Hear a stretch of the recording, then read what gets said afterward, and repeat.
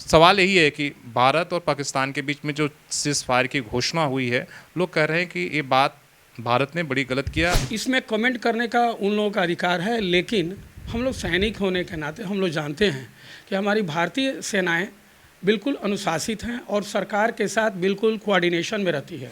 Cease fire जैसे ही आया था, उस समय पाकिस्तान के द्वारा क्या हलचल हुआ, अमेरिका किस तरह से इसके बीच में आया, कहीं ना कहीं जब दो गुटों के बीच में युद्ध होता है तो किसी न किसी महाशक्ति या तीसरे की तरफ लोग देखते हैं कि कोई पंचायती करे। किसी बड़ी शक्ति का बात मानना अपने आप में कमजोरी नहीं बल्कि एक डिप्लोमेसी भी है। जो कॉमन मैन है, जिनको युद्ध मालूम नहीं है, वो तो बोले हमला करो, ये कोई शोले पिक्चर नहीं है। जो अमेरिका ने इसको इंटरफेयर किया कि भाई सीज फायर हो, दोनों ने राजी हुए दोनों। इसमें कोई हिंदुस्तान की हार नहीं है। सीज फायर कंडीशनल था। ऑपरेशन सिंदूर अभी भी चल रहा है। सीज फायर जरूर है, लेकिन कहीं किसी तरह से युद्ध विराम नहीं हुआ है। S-400 400 किलोमीटर से टारगेट लेके हिट करता है। तो हमारे सरकार की जो मेन है ड्रोन और ये सारी चीज़ है कि हमारी सेना को कम से कम कैजुअलिटी हो। कभी जो भी आपकी सर्विस के दौरान आपने इस तरह के भारत और पाकिस्तान के बीच में तनाव को देखा है? मैं 2019 14 फरवरी को जब बालाकोट इसमें पुलवामा अटैक हुआ था और 26 तारीख को बालाकोट एयर स्ट्राइक हुआ था, तो मैं उस समय राजस्थान बॉर्डर में पोस्टेड था और इस तरह से एयर स्ट्राइक उस समय की गई थी। आतंकवादी ठिकाने को हमला किया गया था, लेकिन उस समय इतना बड़ा नहीं कुछ हुआ था। आपने देखा होगा ताबूत दिखाई दिया कि लोग वहाँ कलमा पढ़ रहे हैं और ये करके उनको आतंकवादी को कर रहे हैं। सेना सामने खड़ी हुई है, तो दुनिया के सामने सब कुछ जाहिर हो गया कि आतंकवादी देश है वो। बेशक हम आप कह रहे हैं, चाहे जो भी सुनने में आ रहा सीज फायर हुआ है, लेकिन हमारे सरकार की तरफ से ये क्लियर है कि ऑपरेशन सिंदूर जारी है। आतंकवादियों के कैंप खत्म करना और हमने अपने लक्ष्य को पा लिया। तो हमारी सरकार का और सेना का एक लाइन का मानना था कि जो हमारे ऊपर हमला करेगा हम उसका जवाब देंगे। ये जो सीज फायर हुआ है ये सिर्फ नाम के लिए है, जहाँ तक मेरे पॉइंट ऑफ व्यू से है। और आम पब्लिक को ये आशा थी कि जैसे हम POK वापस लेकर के आएंगे, बलूचिस्तान को या पाकिस्तान को खंड खंड कर देंगे। हम उसी रास्ते पर जा रहे हैं, क्योंकि पाकिस्तान की सारी सेनाएं मैक्सिमम उनका जो है स्ट्रेटजिक जो भी प्लान था, अब वो बलूचिस्तान से उनकी सेनाएं शिफ्ट होकर के अपने भारत के जो है उनके पूर्वी और अपनी भारत के पश्चिमी सीमाओं पर तैनात हो गई हैं। ट्रंप के कहने के पहले DGMO को जो हमारे पास फ़ोन आया, पहले किसने पहल की? सीज फायर की पहल DGMO पाकिस्तान ने पहले DGMO इंडिया के पास की। हमारा जो बॉम्बे में जो ताज हमला हुआ था कितना विभत्स था, उसका पूरा प्रमाण था। पर हमने क्या किया? उस समय की सरकार क्या की? उस समय की सरकार ये की, सेना को वो बोली कि आप सबूत इकट्ठा करके पाकिस्तान को सबूत दो। सीज फायर जरूर डिक्लेयर किया गया, पर जहाँ तक ऑपरेशन सिंदूर का मामला है वो खत्म नहीं हुआ है। जो भारत की सत्ता है, जो साहस और धैर्य के साथ अपनी मनोइच्छा के साथ युद्ध लड़ने को तैयार है और नेस्तनाबूद होगा पाकिस्तान, इसमें कोई शक नहीं है। और जो ये सीज फायर का ये लिया गया, ये कंडीशनल है और यह आगे इस पर जवाब देगी। आप देखिए क्या क्या होता है, 6 महीने के अंदर क्या क्या रिजल्ट आएंगे वो देखने को मिलेगा। नमस्कार, सुशील संवाद में स्वागत है। मैं शशि भूषण। और जिस तरीके से भारत और पाकिस्तान के बीच में सीज फायर हुआ है और बीती रात देखा गया है कि जो LOC और जो हमारे सीमा है वहाँ पर आज शांति रही है। हालांकि सीज फायर की घोषणा के बाद ही 4 घंटे बाद ही पाकिस्तान ने सीज फायर की एक तरीके से उल्लंघन कर दिया गया था और इसको लेकर देश में काफ़ी ही गुस्सा था कि सीज फायर का घोषणा के बावजूद भी अगर हो रहा है तो फिर जो है हम अपने तरफ से क्यों उसे शांति करें, बल्कि पाकिस्तान को सबक सिखाना चाहिए। आज इसी मुद्दे पर बात करेंगे। कल आपने देखा था कि कांग्रेस पार्टी के हम तमाम कार्यकर्ताओं और नेताओं से बातचीत किया था, जिन्होंने एक तरीके से कहा था कि भारत ने एक तरीके के एक अच्छे मौके थे जिसे गवा दिया गया और सीज फायर करके देश जो है उससे नाराज़गी उससे हासिल कुछ नहीं हुआ। ये कांग्रेस पार्टी के तमाम कार्यकर्ताओं ने कहा था। आज जो हमारे साथ लोग हैं ये सभी भूतपूर्व सैनिक हैं और इन्होंने सेना में काफ़ी लंबे समय तक योगदान दिया है अलग अलग पदों पर। तो हम इनसे भी समझने की कोशिश करेंगे कि भारत और पाकिस्तान के बीच में जो सीज फायर की घोषणा हुई है और उस पर इन लोगों का क्या सोचना है या क्या राय है और किस नज़रिए से देखते हैं। हालांकि बहुत सारे लोगों का कहना था कि भारत के पास अच्छे मौके थे, लेकिन अमेरिका के दबाव में कहीं ना कहीं ये चीज़ें हुई है। तो हमारे साथ सुशील जी हैं, भूतपूर्व सैनिक जो यहाँ परिषद है उन पर अग्रणी रहते हैं। सवाल यही है कि भारत और पाकिस्तान के बीच में जो सीज फायर की घोषणा हुई है, लोग कह रहे हैं कि ये बात भारत ने बड़ी गलत किया, इसलिए भारत के पास ऐतिहासिक मौका था उसे गवा दिया। आप लोग किस तरीके से देखते हैं? जी, इसमें युद्ध का जो स्ट्रेटजिक प्लान जिनको पता है, इसमें कमेंट करने का उन लोगों का अधिकार है, लेकिन हम लोग सैनिक होने के नाते हम लोग जानते हैं कि हमारी भारतीय सेनाएं बिल्कुल अनुशासित हैं और सरकार के साथ बिल्कुल कोऑर्डिनेशन में रहती है। सरकार जो बोलती है वही हमारी सेना करती है। सेना पहले भी ऑपरेशन की है, आज भी की है और आने वाले समय में भी करेगी। सीज फायर जैसे ही आया था, उस समय पाकिस्तान के द्वारा क्या हलचल हुआ, अमेरिका किस तरह से इसके बीच में आया। कहीं ना कहीं जब दो गुटों के बीच में युद्ध होता है तो किसी न किसी महाशक्ति या तीसरे की तरफ लोग देखते हैं कि कोई पंचायती करे। किसी बड़ी शक्ति का बात मानना अपने आप में कमजोरी नहीं बल्कि एक डिप्लोमेसी भी है। हम युद्ध करके केवल पाकिस्तान को निशाना बनाते हुए बाकी देशों के साथ अपना संबंध भी हम नहीं खराब करना चाहता है। ये युद्ध की जो शुरुआत हुई उस दिन को याद करें तो पहलगाम में हमारे 25 पर्यटकों के ऊपर जो आतंकवादियों के द्वारा हमला हुआ 22 अप्रैल को, तो उसके बाद से ही जो कॉमन मैन है जिनको युद्ध मालूम नहीं है वो तो बोले हमला करो। ये कोई शोले पिक्चर नहीं है, यह सांसा पिक्चर नहीं जहाँ गोली चलती है और कोई ऐसे हाथ से गोलियों को झाड़ दे। यह एक युद्ध होता है, स्ट्रेटजिक प्लान होता है। हमारी तीनों सेनाएं 3 तरह के सरहदों को हिफाजत करने के लिए प्रशिक्षित हैं और उसी तरह के उनके हथियार हैं। इसकी पूरी गहन चर्चा हुई रक्षा विशेषज्ञों के साथ तालमेल के बाद हम लोगों ने स्ट्रेटजिक बनाया कि जो उसके आतंकवादियों के जो ट्रेनिंग सेंटर थे उनको जो चिन्हित किया गया और उसमें से 9 जगहों को, उनके ठिकानों को मात्र 25 मिनट के अंदर रात को 1:25 पे हमला शुरू होता है और 1:30 पर ऑपरेशन करके हमारे जो राफेल एयरक्राफ्ट थे वो करके वापस आ गए। पूरी दुनिया ने देखा, जबकि क्या था, हम लोग मॉक ड्रिल का सूचना दिया गया था कि समीपवर्ती राज्यों में मॉक ड्रिल की जाएगी, लोगों को बत्ती बुझाने और लाइट में रहने के लिए अभ्यस्त कराया जाएगा। ये हमारी भी एक कूटनीति थी।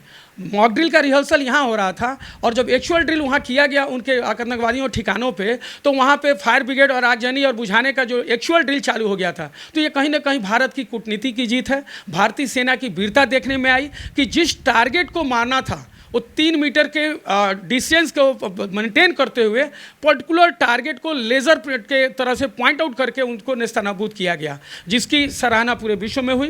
भारतीय जनता भी इसका ये किया। जब पाकिस्तान वहाँ से इसका ड्रोन से और हमला करने का कोशिश किया, याद कीजिए 8 तारीख के रात को सबसे पहले पाकिस्तान के ड्रोन आने शुरू हुए और एयरक्राफ्ट आए, जिसको हमारे भारतीय सेना के जो एयर डिफेंस सिस्टम है जिसको सुदर्शन चक्र कहा गया, और लोगों ने इस फायरिंग को और ताबड़तोड़ फायरिंग करके जो मिसाइलों को गिराया जा गया, F-16 विमान गिरे, उनके J-17 जो हेलीकॉप्टर थे वो गिरे। तो कहीं ना कहीं लोग इजराइल और हमास के युद्ध को याद किया। तो कई सारे भारतीयों को ऐसा लग नहीं रहा होगा कि भारत के पास ऐसी भी सिस्टम हो सकते हैं, लेकिन कहीं ना कहीं वो रात दिवाली की तरह थी और चौतरफा मार पड़ी। जहां बलूचिस्तान एक तरफ डायरेक्ट हमला कर रहा था, वहीं हमारी भारतीय नौसेना कराची बंदरगाह और उन नज़दीकी अरब सागर से कूच करके फायरिंग की, भारतीय वायुसेना के विमान बम गिराए और उसके अलावा आर्मी हमारी मूव कर रही थी। तो कहीं ना कहीं हमारे इस सेना की ताकत है, आपस की जो कोऑर्डिनेशन है उसकी जीत रही। पाकिस्तान जितने भी हमला किया उसको सबको हम लोग डिस्ट्रॉय किए, ये खुशी की बात है। भारतीय सेना की वीरता या उस पर किसी को ये नहीं है। लोगों का सवाल करना है कि देखिए एक मौका था आपने कि भाई बलूचिस्तान को पाकिस्तान से अलग करने का, PKO को वापस लेने का, पाकिस्तान ने खुद ये बहाने दिए थे और ये मौके दिए थे, और तो हमने उस मौका को कहीं ना कहीं अमेरिका के दबाव में, एक तरफ सरकार ने कह दी कि भाई सेना को हमने खुली छूट दे दी और कुछ ही देर में इस तरह की कुछ ही घंटों में, मतलब 48 घंटे या जितना भी चला होगा दवा। लोगों का ये सवाल है, तो क्या इससे देश को फ़ायदा हुआ या लोग ये पूछ रहे हैं कि इससे हासिल क्या हुआ? नहीं, बिल्कुल लंबे समय तक युद्ध लड़ना कोई बहुत ज़्यादा चतुराई या बुद्धिमत्ता का काम नहीं होता है। जैसे ही सीज फायर एक रिलैक्स, हमें एक तैयारी करने का मौका मिल गया। हमारे हो सकता है उनका भी एक तैयारी करने के लिए उन्होंने देखा कि जिस तरह से इस 400 काम कर रहा था, चाहे भारत की टेक्नोलॉजी काम कर रही थी, पाकिस्तान देखा कि हमारे पास वो चीज़ें नहीं। हो सकता है कि जिससे पाकिस्तान की फितरत रहे कि वो तैयारी करने के लिए जो पैसे उन्हें उधार में मिले हैं कर्ज के रूप में, वो फिर से जो है भारत पर हमला करने के लिए उस तरह की अपनी तैयारी आपका कहना एक संभावना हो सकती लोगों की ऐसा बिल्कुल, लोगों का कहना एक तरफ से ये सत्य हो सकता है, लेकिन दूसरी तरफ यह है कि भारत केवल सीज फायर किया है, बल्कि उनकी निगरानी, उनकी कार्रवाई और हर क्षण तैयार रहने की जो परिपाटी वो ख़त्म नहीं हुआ है। हम सशर्त सीज फायर किए हैं। आज हमारे भारत सरकार के द्वारा जो अभी मीटिंग चल रही है सरकार की तरफ से, रक्षा विशेषज्ञों की तरफ से, क्या क्या कंडीशन होंगे हमको सीज फायर के बात मानने के लिए, हमारी शर्त रखा जाएगा, और वो अगर नहीं मानते हैं तो फिर युद्ध जारी रहेगा। फिर हम लोग जो हमारे मन में है उद्देश्य उसकी पूर्ति की जाएगी। धन्यवाद। आपने जो बातें कही, आपके हिसाब से जो सीज फायर हुआ आप किस तरीके से देखते हैं? जो अमेरिका ने इसको इंटरफेयर किया कि भाई सीज फायर हो, दोनों ने राजी हुए दोनों। इसमें कोई हिंदुस्तान की हार नहीं है। पहली बात तो सीज फायर कंडीशनल था, ऑपरेशन सिंदूर अभी भी चल रहा है। और आप लोगों ने देखा होगा 5 बजे से सीज फायर के लिए बताया गया, 2.5 घंटे के बाद जैसे ही पाकिस्तान ने सीज फायर तोड़ा, इंडिया ने उसका पूरी तरीक़ा से मुंह तोड़ जवाब दिया। तो सीज फायर अगर हुआ भी तो कंडीशनल था, और 12 तारीख के लिए इसकी कुछ स्ट्रेटजी ऐसी है हमारे सरकार की, और भारतीय सेना अभी भी सीज फायर जरूर है लेकिन कहीं किसी तरह से युद्ध विराम नहीं हुआ है, उसका पूरी तरह से जवाब दिया जा रहा है। लेकिन ये 2 दिन का जो समय था 12 तारीख तक के लिए, इसके आज अगर आप मीटिंग में देखेंगे तो इसका कुछ ना कुछ पॉजिटिव रिजल्ट निकलेगा, इसको नकारात्मक वे में ना लें। हमारी सही बात है। एक चीज़ और जानना था लोगों का, जैसे आम लोग था कि भाई हमारे पास जब इतने शस्त्र हैं फिर ड्रोन क्यों ही हो रहा था, खेल क्यों रहे थे, हम डिफेंसिव क्यों कर रहे थे, क्यों नहीं हम उन पर प्रहार उस तरीके से कर रहे थे जो टीवी स्क्रीन पर लोगों का ये सवाल आप देख रहे हो? देखिए, हमारे पास जो S-400 है, जिसको हम लोग अभी सुदर्शन चक्र बोल रहे हैं, मैं कि एयरफोर्स से हूँ और मैं 2019 में निकला था, उस समय ही ये आ गया था, लेकिन अभी एक्टिव नहीं था। राफेल और S-400, जो कि S-400 400 किलोमीटर से टारगेट लेके हिट करता है। तो हमारे सरकार की जो मेन है ड्रोन और ये सारी चीज़ है कि हमारी सेना को कम से कम कैजुअलिटी हो, पहली बात। दूसरी बात, आज का अब समय बदल गया है। बिल्कुल, पहले जिस तरीके सामने अब एकदम समय बदल गया है, हर चीज़ कंप्यूटराइज आप देखे होंगे, डिजिटल हो रहा है।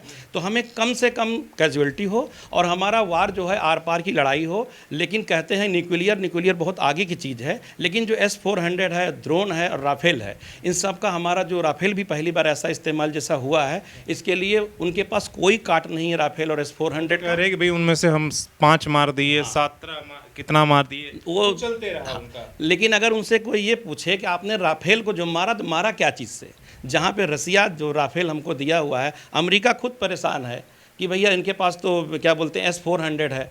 ऐसा है, जब S-400 लिया जा रहा था, सौदेबाजी हो रही थी, राफेल इतना खर्चा हो रहा था, तब भी लोग नेगेटिव बोल रहे थे कि मत लो। आज के दिन में अगर हमारी सरकार ने राफेल और S-400 का सौदा नहीं किया होता तो कहानी कुछ और होती, और इन्होंने ही इस ऑपरेशन सिंदूर को संभाल रखा। कभी जो भी आपकी सर्विस के दौरान आपने इस तरह के भारत और पाकिस्तान के बीच में तनाव को देखा है, कैसा अनुभव रहता है और किस तरह का सीमा पर? जी, मैं 2019 14 फरवरी को जब बालाकोट इसमें पुलवामा अटैक हुआ था और 26 तारीख को बालाकोट एयर स्ट्राइक हुआ था, तो मैं उस समय राजस्थान बॉर्डर में पोस्टेड था और मैंने ये सिचुएशन देखा था। और इस तरह से एयर स्ट्राइक उस समय की गई थी, आतंकवादी ठिकाने को हमला किया गया था, लेकिन उस समय इतना बड़ा नहीं कुछ हुआ था। और पूरे 3 महीना तक हम लोग, मैं खुद पाकिस्तान बॉर्डर पे था, 3 महीना तक उनके तरफ से किसी तरह का कोई जवाब नहीं आया, कुछ नहीं आया, और ये कह कर अपना हाथ झाड़ लिए हमको तो कुछ हुआ ही नहीं, हमारे यहाँ कुछ हुआ ही नहीं, ये तो यही, जबकि उनके पास में। लेकिन उस समय वैसा लोग मान रहे थे सबूत, लेकिन आज आपने देखा होगा टीवी पर सबूत, यहाँ ताबूत दिखाई दिया, वहाँ पे आपने देखा होगा ताबूत दिखाई दिया कि लोग वहाँ कलमा पढ़ रहे हैं और ये करके उनको आतंकवादी को कर रहे हैं, सेना सामने खड़ी हुई है। तो दुनिया के सामने सब कुछ जाहिर हो गया कि आतंकवादी देश है वो, और उसको मिल के बड़े आराम से ख़त्म करने की ज़रूरत है। वहाँ तो कई लोगों ने एक्सेप्ट भी किया, हालांकि जहाँ पर कई बच्चों ने, हालांकि वो वीडियोज़ आपने वायरल देखा होगा, वो कह रहे थे कि भाई हमें तो पता था कि भारत हमला करने वाला था।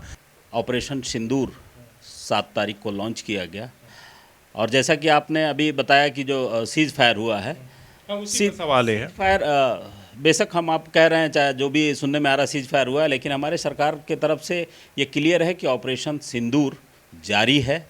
हमारा जो लक्ष्य था आतंकवादियों के कैंप ख़त्म करना, और हमने अपने लक्ष्य को पा लिया। उसके बाद ये घटना बढ़ी जब पाकिस्तान ने हमारे ऊपर हमला किया, तो हमारी सरकार का और सेना का एक लाइन का मानना था कि जो हमारे ऊपर हमला करेगा हम उसका जवाब देंगे। और अभी सीज फायर में भी यही है, जिस समय हमारे ऊपर हमला नहीं होगा तो हम उसके के ऊपर हमला नहीं करेंगे। अगर वो गोली चलाएगा तो हम गोला चलाएंगे। आतंकवादियों का इस घटना में शामिल रहे जिनके चेहरे दिखाए गए, उनको क्या हमने मारा या नहीं मारा, वो कहाँ हैं? उनको मारना या पकड़ना ये सरकार का काम है, और सरकार और सेना दोनों मिलकर के बड़ी ही मजबूती से उस फ्रंट पे अपना काम कर रही हैं। रह गई बात आतंकवादियों को मारना, तो ये आपने टेलीविज़न पे देखा होगा, पाकिस्तान की तरफ से भी उनका स्टेटमेंट आ गया कि कौन कौन मारा गया।